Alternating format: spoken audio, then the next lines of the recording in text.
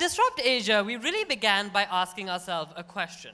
How can we bring together the different elements of Sri Lanka's startup ecosystem together under one roof to learn and grow together? These panel discussions are our answer to that question. We're going to be talking about everything from diversity in technology to the role of fintech to the blockchain revolution. Let's get started. Our first panel discussion is asking whether Sri Lanka is ready for the digital age. Whether we like it or not, digital technology has been revolutionizing private and public sector companies. The question we need to ask ourselves today is whether Sri Lanka is ready to embrace this. We have a distinguished panel of guests today, including Thilan Vijayasinghe, who's the chairman of TW Corp, Indika Amarasinghe, who's a startup coach, mentor, and the ICT market development specialist. Anushka Vijayasinghe, an economist at the Ceylon Chamber of Commerce. Arnush Peter, director of projects at ICTA, and the discussion will be moderated by Rohan Jahavira, COO of Antra Solutions. So you can make your way to the stage now. So thank you for being here. So I think next 1 hour gonna be I think very rarely you come across a panel discussion with this level of know-how and experience. So I think as a result, we are not going to waste time with the pleasantries and introductions, and I think everybody is here to get some value out of this 1 hour of investment you are going to make. So we are going to kind of get into the kind of discussion topics that we have planned. So Anushka, I wanted to come to you first. The reason is, I think you probably made the economics a little bit sexier after some time when I met you about 4 years ago to meet someone of your age and in economics. So the question I wanted to ask you is, I mean, we are talking about digitization, and I think the roadmap and as a country the need for it.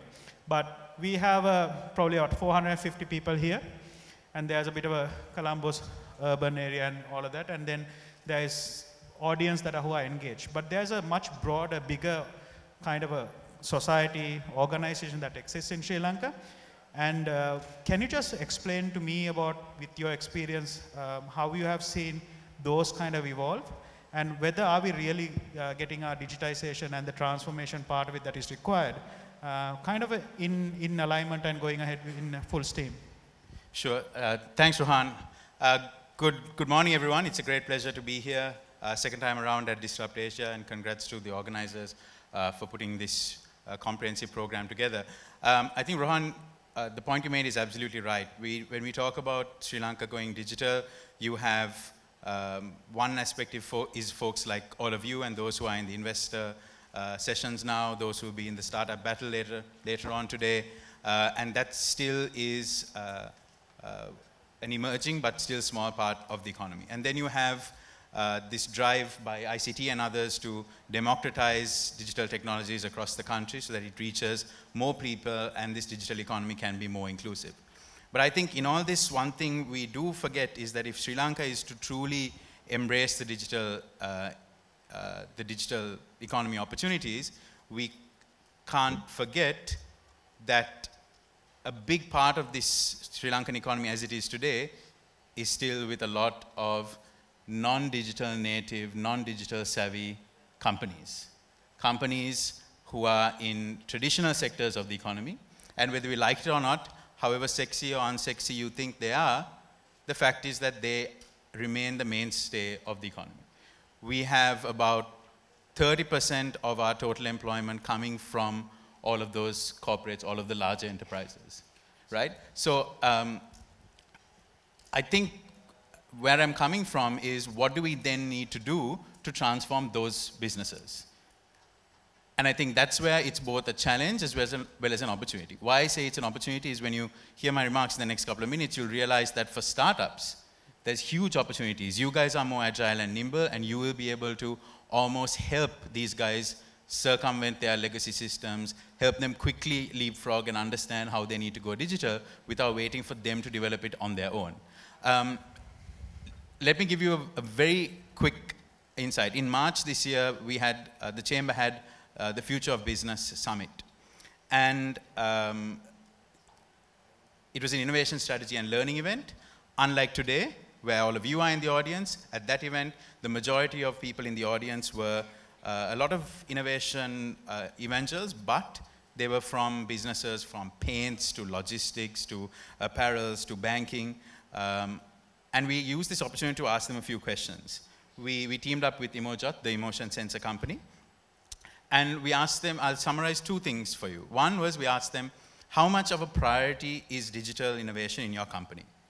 75% of them said that it was a top priority or a primary focus, while 16.7% said it was not really a top priority, and about 8.3% said it was more tokenistic and it was very low down the priorities. So if you were to summarize, 75% said it was a top priority, about 25% said that it really wasn't and it was tokenistic. But at least here the news is positive. People want to make digital a priority. And this is among businesses that are from traditional sectors, not digital first companies. So I think, Anushka, that's a great message. I mean, that means that people want to do it. I'm going to come back to you because I think there will be some more details that I wanted to ask about why is that important as a country. I think that you probably will be given more of economic. But I want to come back to Indika.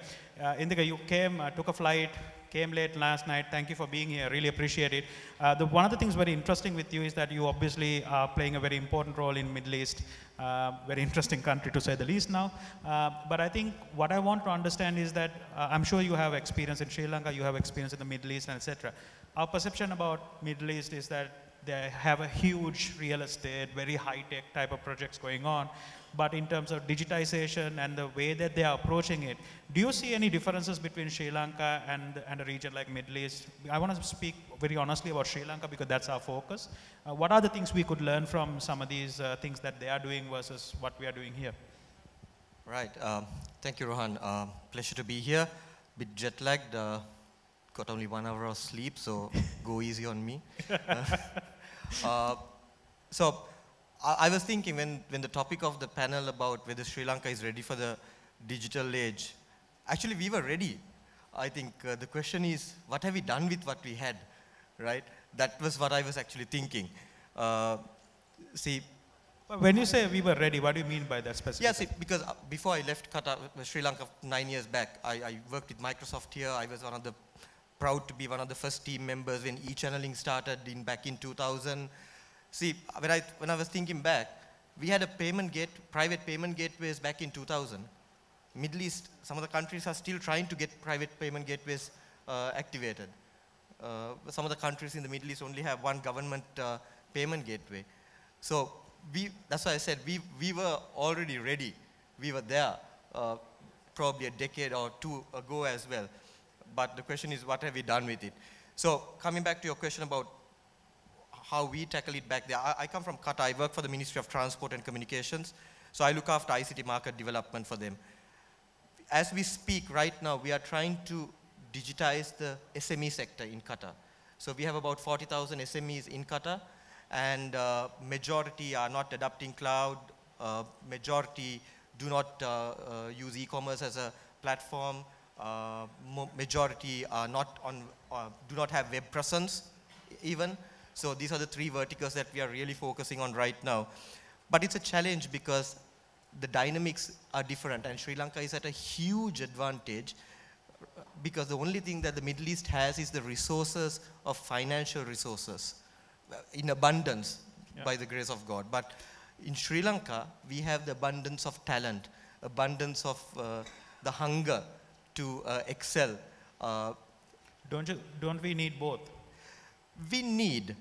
I was thinking some of the things like, I mean, I've made some notes, like 2016 Java World said Sri Lanka is the leading country for distribution systems. I mean, this is amazing. Out of all the countries in the world, Sri Lanka ranks #1 in certain vertical areas. Yeah. So we have such a lot of skill sets.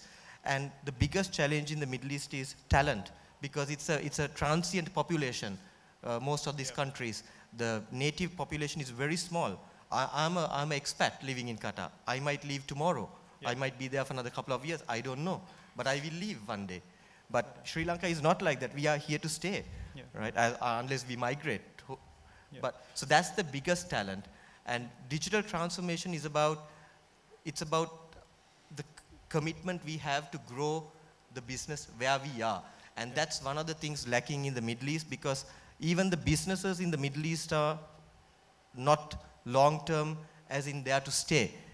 Most of the SMEs are for a short period. Yeah. They're trying to make some money and leave the country back again. Yeah. I think I'll come back to it because it's a very interesting point. Why I wanted to pause you here is that I think I want to come to Arunesh. I think he's a very interesting. So the points you said about that we were ready, I agree. I mean, we had 3G, 4G, ATM, core banking. We were ahead of the curve in most of the areas. But from that to now, my assessment is that for some reason or other, we kind of stalled. Without getting into kind of broader topics, Arunesh, I mean, you're obviously in a very unique place, ICTA. You probably have seen this. From your standpoint, from policy making and the government and the ICT as an agency standpoint, what do you think were first of all, what were the symptoms of it, number one? Number two is that what actually happened? Why are we not taken really off? Because I think, as you said, we have the talent. Okay, maybe we are restricted with financials, fine. But we really should have done more, right? I mean, we agree with that. So what do you think is the situation? So I will talk in two ways. One is obviously from the ICTA perspective, second from my own observations as well. So the first fundamental reason is that I think is we need a very clear vision that transcends political tenure. That's a must for Sri Lanka. We've always been hamstrung by the fact that every time that there is a political change, the vision, etc., changes, then the direction changes. And therefore, we need leaders not only who have a vision that transcends their political tenure, but they also have the desire to drive that vision right down to every single part of the nation. What you've seen is innovation in pockets where innovation is a must for them to survive. That's why we've seen a lot of innovation happen. But we need to change the complete mindset and bring it to an innovative society. And therefore, we have a challenge in terms of, I think Cheryl very clearly put it, the fact of the matter is our society has an issue with fear, where everything seems to be driven on the basis of, your job security, your desire to be considered successful. Failure is considered something that is a no-no. Yeah. So that has to be changed from the fundamental perspective. And therefore, the leadership of this country has to show that very clearly.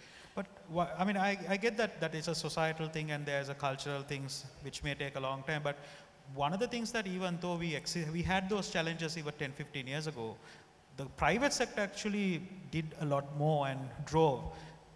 Do we not see the same vigor and the enthusiasm for it, or whether there's a bit of a stalling even in the private sector here? I mean, I see a lot of companies here who are affiliated to Silicon Valley and all that, and they are doing exceptionally well, and they are like the shooting stars for us.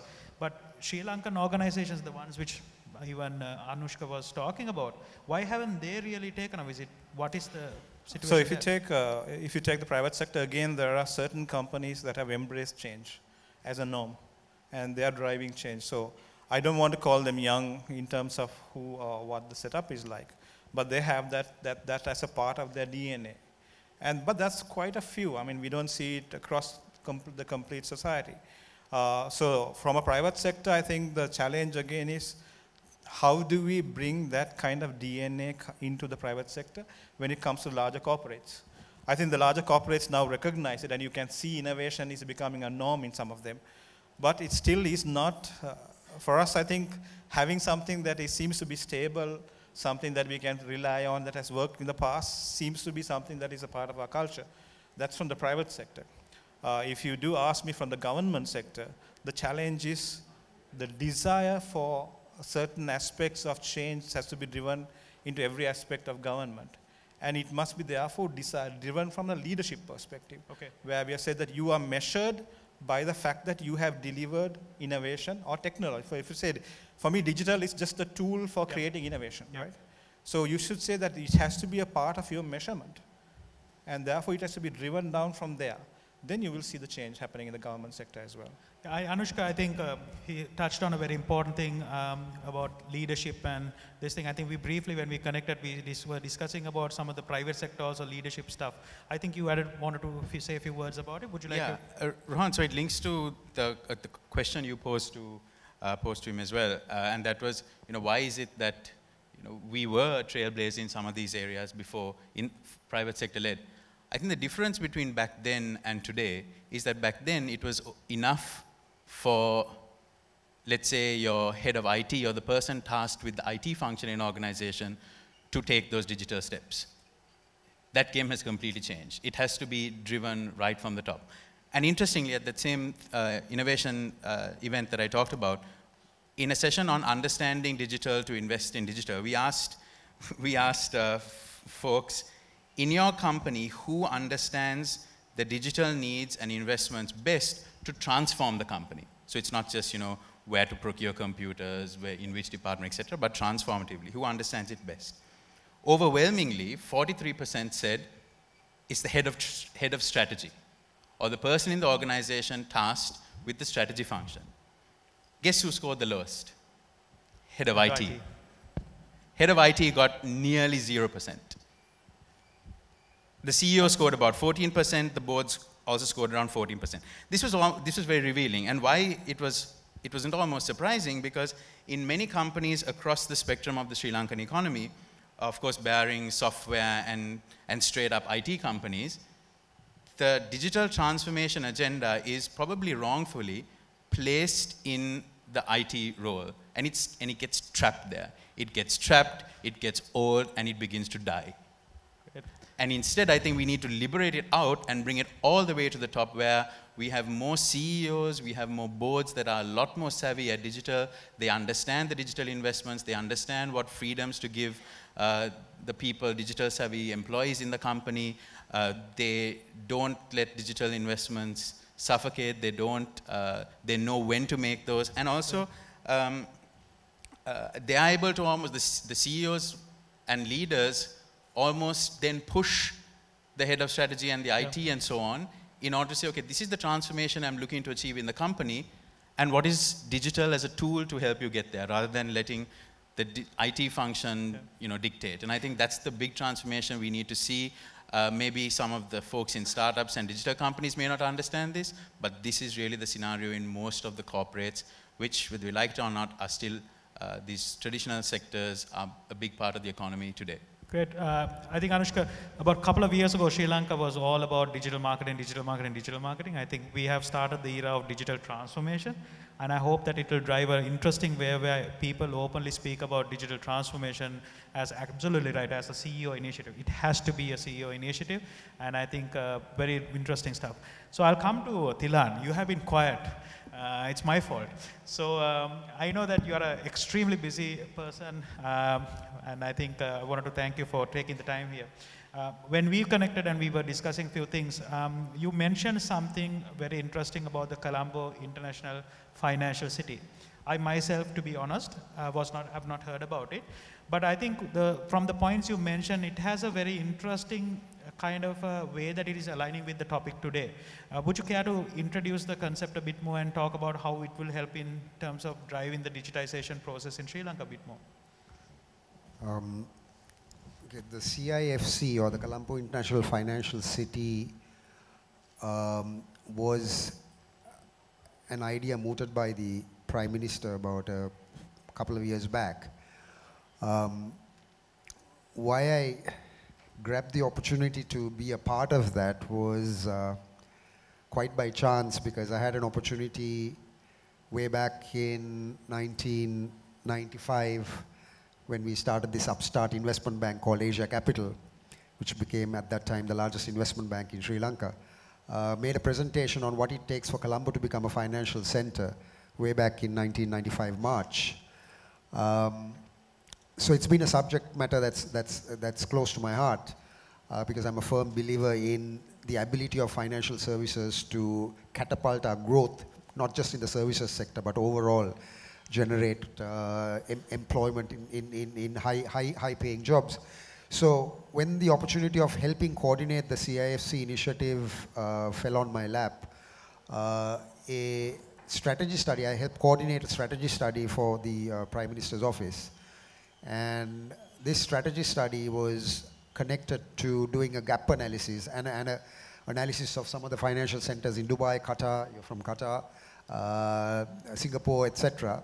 Of course, taking into account that we are a democracy, because if you look at most of the recent, when I say recent, the last 30 years, where financial centers have evolved, they've not necessarily been democracies.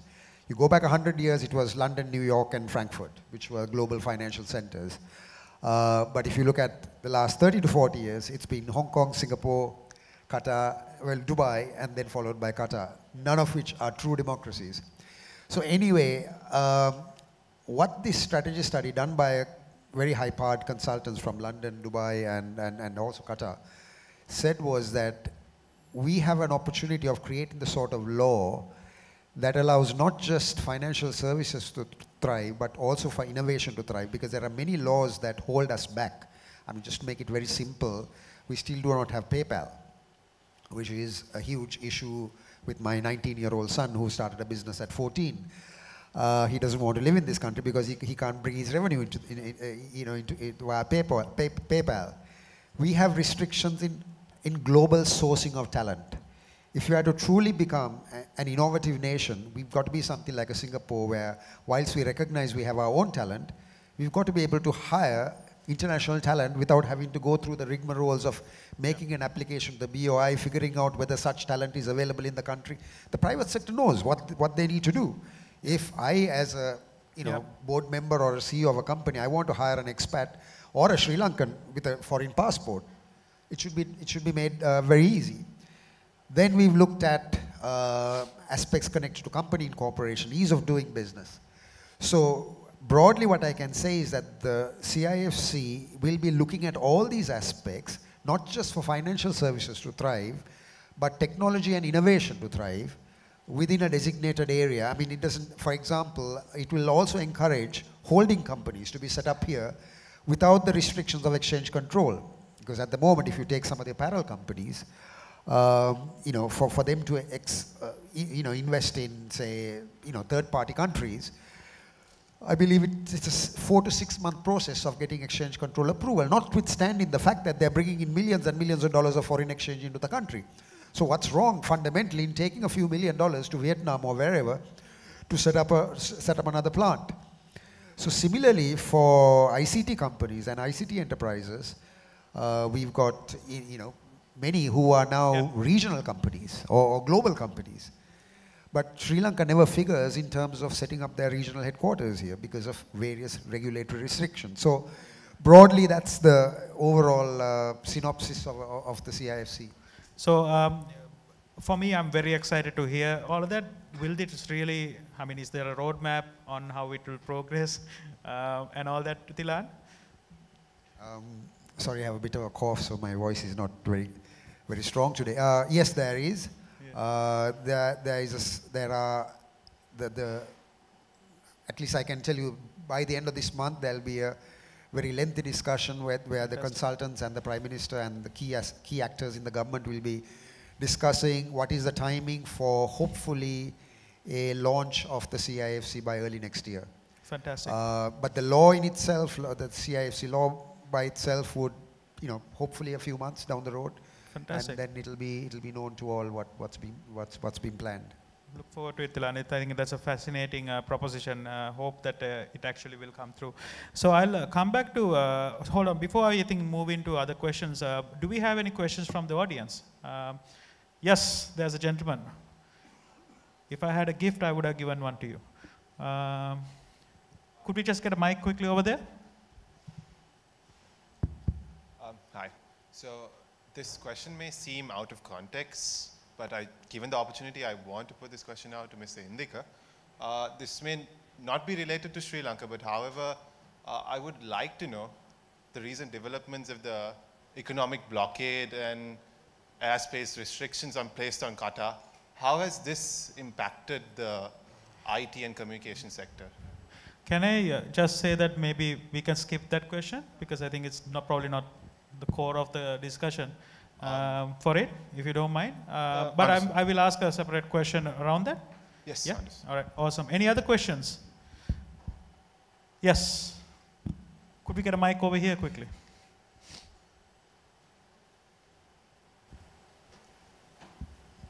Hi, I'm Sumit from Tech in Asia.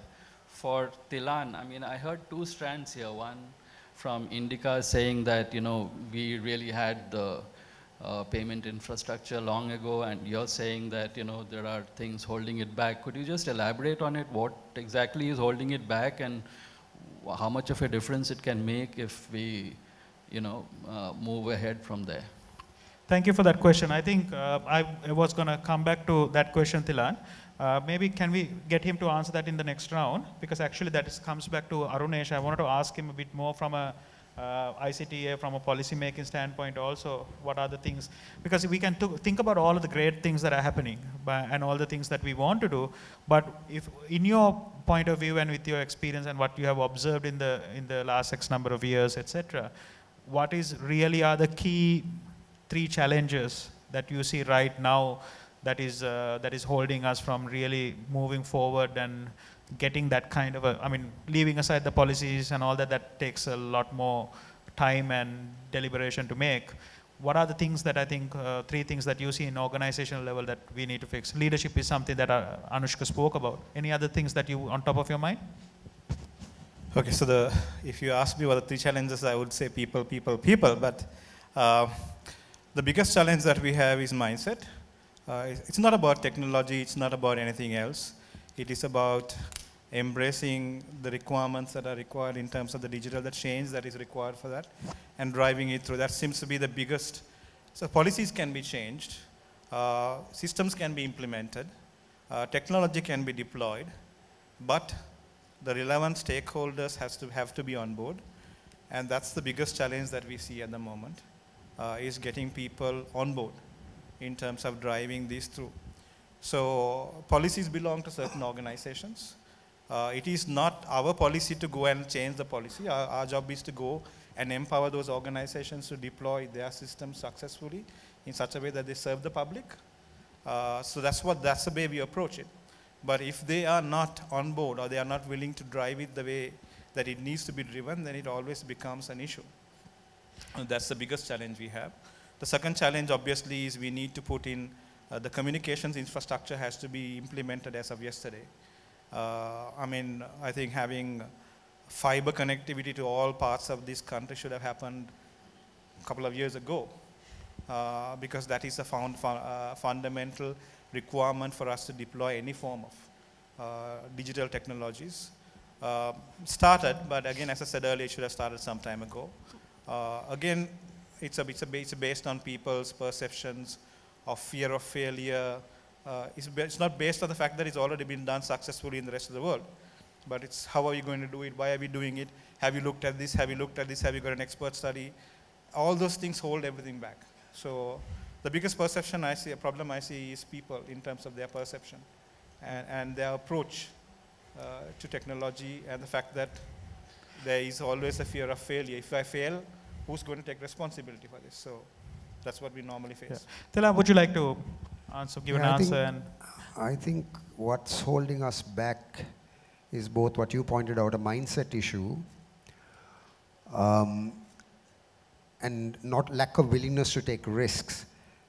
Another aspect that's holding us back is really the mismanagement of Sri Lanka's own country's balance sheet.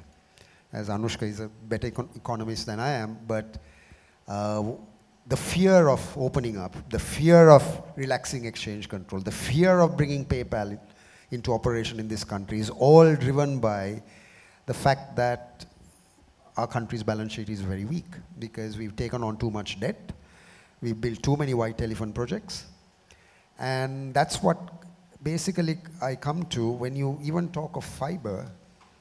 Have you looked at whether it is actually viable? Because we have a very strong telecommunication sector at the moment, but have you looked at whether we are taxing them into oblivion to restrict them from making additional investments? So I go back to the time I was chairman BOI, when in 1996 we decided to privatize telecom. I was on the board of the Privatization Commission. There was a mindset of wanting to disrupt, starting with the then Minister of Telecom, Mangala Samaravira. And there was a tactical plan, and that tactical plan was, before privatizing telecom, we must bring in competition. So I played a role in bringing in Lankabell and Suntel. So before privatization, we broke the back of the monopoly. And then the entire message of communicating the rationale for privatization started with the average waiting period for a telephone. Some of you were much younger than I am, so you wouldn't even know this, was 2.5 years. 2.5 years to wait for a fixed telephone line. So the situation has changed. I mean, I go back again to a mindset issue when in late 95, I just assumed my position as chairman BOI, I looked at the IT sector. There were 600 vacancies amongst the software companies, and the universities were graduating only 200 in electronic engineering and IT. So I called all the vice chancellors for a discussion in October 1995. And I said, why aren't you graduating more? Oh, lots of answers why they cannot. Government doesn't allocate enough of a budget. One particular vice chancellor, even went on to mention, oh, what's the point in increasing our graduating class because most of them go overseas? I said, so what's wrong with that? Because look at what happened in India. They went overseas and became investors. So I realized that it was absolutely impossible to change the public service mindset. So why not? Again, I like to use the word disrupt because that seems to be up there. So we disrupted the system, and a young professor, both of us are roughly the same age at the time, called Dr. Lalit Gamage, and we started SLIIT. It was the BOI who gave the seed capital. The state refused to provide any capital. Then we disrupted it to the extent where we thought, okay, how can we create an institution where the government cannot interfere in the running of that institution? So then I learned something from the then Secretary of Commerce. There was a provision in the companies law to create a company limited by guarantee. So we created a company limited by guarantee with BOI incentives where a majority of the founder members cannot be replaced by the government. So now 18 years on, I'm a board member for life of SLIIT. It's run as a not-for-profit. If the 30 million investment by the BOI was valued today as a private enterprise, it's worth 5 billion or 6 billion. It has a student population of 8,000 and we graduate almost 2,000 per year. So there's no point in waiting for the state to, figure out what to do. So we went ahead with it. So I have a few other examples on fiber optics, for example, 1995, okay, 96. Virtusa needed a place to start. They said there's no fiber optics. So I went to the government, got money, and wired the entirety of the World Trade Center with a fiber optic cable. The state gave me money, the BOI, because I made my case. And Virtusa actually started their initial operation. I happened to sign the BOI agreement. They started operations at the WTC because the government gave them the fiber optic network. So that comes to my next point. In convincing those who have a backward mindset or a mindset that does not want to change, the most important thing that the ICTA needs to do is learn the art of communication. I'm not saying that you don't have it, but it is really all in the way in which you pitch your case in government. You will hit many a roadblock. It is how you actually understand dealing with the bureaucrats and dealing with the politicians who have to carry the cabinet papers or the policy papers or what have you. Thilan, I think when we met upstairs also, I said I'd love to, if you write a book or something, those stories could be quite phenomenal to hear. I'm sure there'll be interesting stuff there. But we spoke a little bit about any other questions. I wanted to, because we are running out of time, I want to make sure there's opportunity given to anyone who want to ask questions. So I think we spoke at a very high level at the government and the policy making level. I want to bring it down a little bit to the organizational level. Like there are large conglomerates. I know that the John Kilsers of the world and the Hemasas of the world are doing a lot of very different things, trying it out. And I think kudos to them for trying things out and see what really will stick and how does digital transformation will be implemented in each of those organizations. Indika, I wanted to really tap your brain on some of that at the organization level. You're obviously working for a very interesting organization in Qatar as well. At organizational level, when you want to drive this kind of a change, because let's face it, even at organizational level, there's a bureaucracy. There is gatekeepers, there is challenges, and why do we need to do it? We are successful already type of situation. I mean, how do you think that we should overcome those, and what are the thinking? I understand it's a CEO-driven thing. If he doesn't get it, you probably will shut down anyway. But what are the things that I think are essential to think about? Okay, so when Arunesh was speaking earlier, I wanted to say, see, transformation happens actually, I believe, for it to really happen, it should be a top-down process.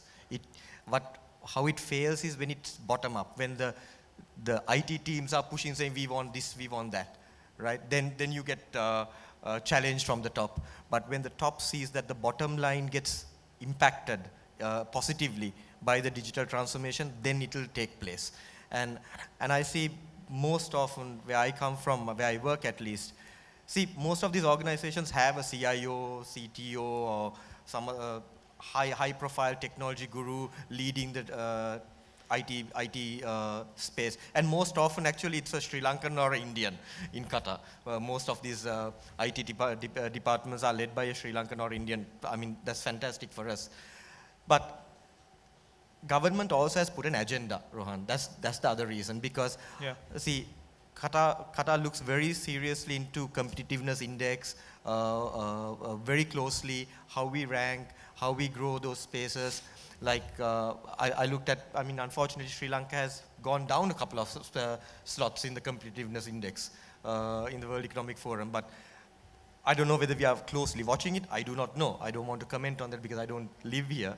But some of the countries in the Middle East, they really seriously look at this. So that when they look at that, they transcend that, the expectations to the companies as well. I'm coming to software piracy actually on that. Okay.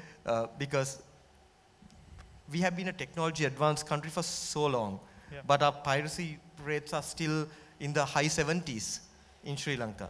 I used to work for Microsoft in Sri Lanka before I left, and no doubt. Yeah, right. So and I looked before I came today what the piracy rates are still. It's still a 70% plus, right? And so how can IT industry grow in Sri Lanka when the software piracy rate is so high? I had something to do with making it a criminal offense. I mean, I lobbied in the late 90s, and today piracy is a criminal offense. So you can go to jail. Yes, exactly. It is. Yeah. No, I think I want to make sure that we stay within a certain scope, because that's going to be a completely different discussion altogether. Just to add one thing, why I mentioned that was, so countries are advocating that. So that's why organizations are two ways. One because of business need, one is because of regulation as well, right? So there's a two-pronged approach for them to really scale up and to understand that they need to transform, they need to start digitizing more, because there's actually the countries pushing it. I think I'll come back. I think, Anushka, I'd love to hear your thoughts on this, because we discussed this a little bit in detail, especially at an organizational level, some of the things, and you had some very interesting inputs about the team and the structure and the culture and some of the things. I think just to add on to it, I think not only privacy, I think we seriously have a challenge around intellectual property and appreciation towards professional services. Because I think we are living in a country, unfortunately, professional services are never appreciated, or it's even hard to bill it. It's almost like it has to be bundled with a product. I mean, so I wanted to say that there's a larger problem there as a society as a whole. But Anushka, coming back to the driving the disruption agenda in terms of transformation, at an organizational level, I know that you had tremendous amount of insights and statistics behind it. Could you talk a little bit about the organizational level, some of the observations in terms of culture, the people that you think are very essential of driving this agenda once the CEO's blessing is given? Yeah, Rohan, I think it goes back to where I started my comments, which I started off by referring to companies that still form a big part of the Sri Lankan economy, but aren't like most of you or most of the startups outside. And we have to accept that fact. Why is it then a priority for us to transform those? Because if we don't do that, the economy is going to suffer, and we are going to keep going down these competitiveness rankings. We can't, as much as we love and we refer to this top tier of a few companies that we've all heard of as being, digitally progressive and all of that. The fact is that there's a long tail of companies that aren't. But here's the good news. There's good news for those companies, and there's good news for those like you and the startups out there. The good news for the companies is that there's a very quick way that many of them who are not natively digital, not digital savvy, don't have a visionary CEO yet, all of that, to circumvent legacy systems, to really leapfrog from where they are today to where they want to be, and that is collaboration. You're seeing this with John Keel's X Open Innovation Challenge. You're seeing this with Hema's Slingshot. So these are companies that are in traditional sectors like FMCG, healthcare, real estate, tea broking, all of that, but they know that they need to disrupt. They may not have all the answers from within the organization. Some of them have multiple models. So they have an in-house innovation team, and they have an open innovation arm. And those are really clever ways of doing it. I'll give you an example of how some other countries do it. So together with GIZ, we went to Berlin to understand the startup ecosystem there and how they promote digital entrepreneurship. Big, bulky, slow-moving German industrial enterprises, right, who are still far more competitive than most enterprises globally, but still you don't associate them with being nimble and startup-oriented. Lufthansa, Deutsche Bahn, Deutsche Post, etc. They started sending their teams to be based out of co-working spaces, to be based out of startup hubs and impact hubs. So very quickly, they were able to build up a cohort of people who are still their employees, but who are thinking differently, who are willing to disrupt, who are bringing in new skills.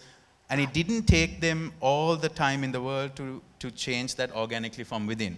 So these guys were going and interacting with startup founders, they were interacting with a whole load of different companies and bringing in those ideas and infusing them in. So I hope, so this is the opportunity for those older school corporates to quickly circumvent their legacy systems, and that's through collaboration. What is I said the second aspect is the opportunity for startups, and I think that is where there's a huge opportunity for startups to pitch. You may get frustrated sometimes with these corporates because they may not speak the same language as you, they may not be as nimble and willing to take decisions and risk as fast as you, but that's the reality. But I think that if you do try hard, there's immense opportunity across logistics, across spices, across food, beverage, processing, agriculture for digital disruption. But you need to almost hold back to some extent how you think and go into those conversations with the boards, with the CEOs to try and understand what are the problems they are facing. So you know what you want to pitch, you know what your product can do, but you first understand what is the problem that this 100-year-old company could be facing and how can my product be a solution to that, rather than going to pitch to him like a salesman to say, this is my product, I want to sell it to you, why can't you understand why this is going to transform your business? That's not going to work. And try and understand what a CEO of a company that's in what you would consider a boring business can benefit from you and understand their motivations. And I think there's huge opportunities for startups to help to gain huge revenue from for themselves and also help transform some of these sectors and these companies that are not digitally native or born digital. Amazing. Great insight, Anush. Questions. We're running probably into the last 5 minutes. As I mentioned, I don't think you will have this kind of expertise in a panel discussion anytime soon in Sri Lanka. So any questions from the audience? Always silent. Anyone? We just find, luckily we are very fortunate. I think we had 2 questions. But right. So I think we are heading into probably the last, the round of ideas that I wanted to talk. So I want to talk about the future now. We spoke about where we come from, the fact that we were tremendously good in certain things. We were very, obviously we still celebrate 96 World Cup as well. So I think, what does the next 10 years, what do we need to do? What is essential for us to do? So this question I'm going to start off with you, Arunesh. Next 10 years, what do we need to see that we really need to get right? As a startup ecosystem, I think there are a lot of people doing a lot of different things. I'm sure some will succeed, some won't, but that's just the nature of the game. But as a country, for us to really catch this without missing it, if you wake up in 2027, what are the things that you would need to make sure that it is there for us in terms of future? I should ask that question from my 3 kids, and I'll get a pretty strong answer. I think the first and in terms of potential, what I've seen Sri Lankans perform in the world stage as well, they easily punch above their weight. The sad thing is we have no proper channel to bring all the innovations out and also be able to not only execute but also showcase them. I hope and I believe that the transformation that we are doing and the work that we are doing, especially in the education sector, where we are reaching people with different ways of learning, different levels of content, freedom to learn what they want, irrespective of, I hope that the education ministry embraces that as well and delivers it to all parts of society as a first part of it, will open the eyes of people in such a way that they think beyond what they see and what they experience. That's one.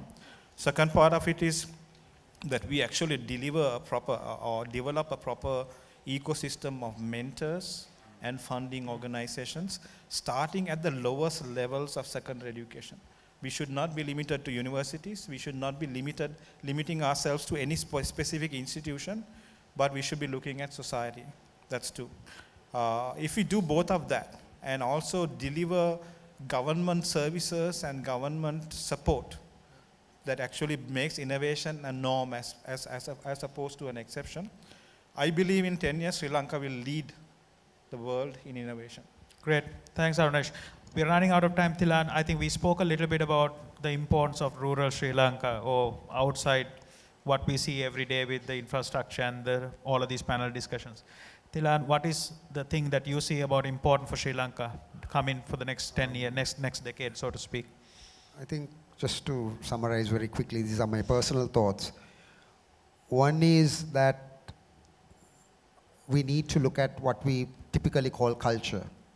I think for innovation in this country, our culture sucks, particularly in the larger conglomerates, in public service. Really, we have a very insular culture. But if you look at the real star in our economy in the last 20 years has been the ICT sector, which has grown at 20% compound annual growth rate, starting from $3 million in 1996 to over $1 billion today. You do the math. Why? Because the culture, because of the fact that regardless of which school, which language you spoke, you had an equal opportunity of, as long as you had the knowledge and the ability to fit into the organization, you were able to perform. So that's something we desperately need in this country, is to treat each and every Sri Lankan as an equal, as long as that person has the talent to take advantage of what is it that we have to offer. This next aspect we really need to achieve this is to look at so many issues that are impacting ease of doing business. Today, if I were to create a private equity fund with a few of my like-minded friends who want to invest in startups, we get taxed twice. Twice. In fact, when NDB wanted to start their private equity fund, together with DBS, they had to keep their fund offshore, send money, get exchange control permission. NDB had to send their money offshore and then subscribe to the fund, because this country's taxation system is such that you will get taxed twice. I don't want to go into the technical details of it, right? The final aspect is obviously that we really need to reach out to the rural communities in making them stakeholders within this whole digitization, ICT infrastructure. That is where the real growth is. That is where really the new companies that are out there, if you can tap into that market, and for that I come back to culture again, that's when we will truly see innovation and economic growth, is if we provide that rural kid in a Dehiyattakandiya school an equal opportunity by virtue of connecting to a digital world to be able to maximize his or her potential and skill levels. Thanks, Ilana. Time's up. Indika, closing thoughts? Yeah. Final thoughts. I have two things to say. One is to the startups. See, they say the mother of all inventions is, innovations is need. And see, Sri Lanka has tons of needs in every sector of the industry. So focus on those needs. If you address those needs, that's where disruption will happen. You don't need to reinvent the whole wheel. Focus on those things. And the second thing is that I would say from my experience working with startups in Qatar as well, be patient. Startups are generally very eager. They want to see results quickly, but sometimes it doesn't happen. You've got to be patient. And as Anushka also said, working with corporates, cultures are different. So try to have a little bit of a give and take, because it's a win-win situation for everyone then. So that's for the startups. From the policy side and the government side, one quick thing, what Thilan said was music to my ears about the financial sector. I hope Sri Lanka will have a kind of a regulatory sandbox kind of a thing, hopefully where fintech can blossom. Sri Lanka could look at those kind of areas. To ICTA and the government, what I would like to see in Sri Lanka is identify the niche. We can't be masters of everything, right? Even technology industry. So let's figure out that sweet spot for Sri Lanka, what we can be good at, what we can specialize in, what we can be known for in the Southeast Asian region. I know Singapore is a hub, so it's difficult to compete with Singapore. But at least beyond that, what can we be seen as a specialization for, apart from BPO? I know we are specialized on BPO, but let's see what, beyond that, what else we can specialize in, and then give the right support from the government sector for that to thrive. I think these are the two things that I want to leave back. Thanks, Indika. I know organizers, quick apology. I know that I've run ahead like about 3 minutes. So thank you very much. Amazing panel. I learned a lot. I hope all of you learned a lot. Can't give you credit for a lot of questions, but next time. So thank you very much, and hopefully see you all around. Thank you, amazing panel, for taking your time and being with us. Appreciate it. Great one. Thank you, guys.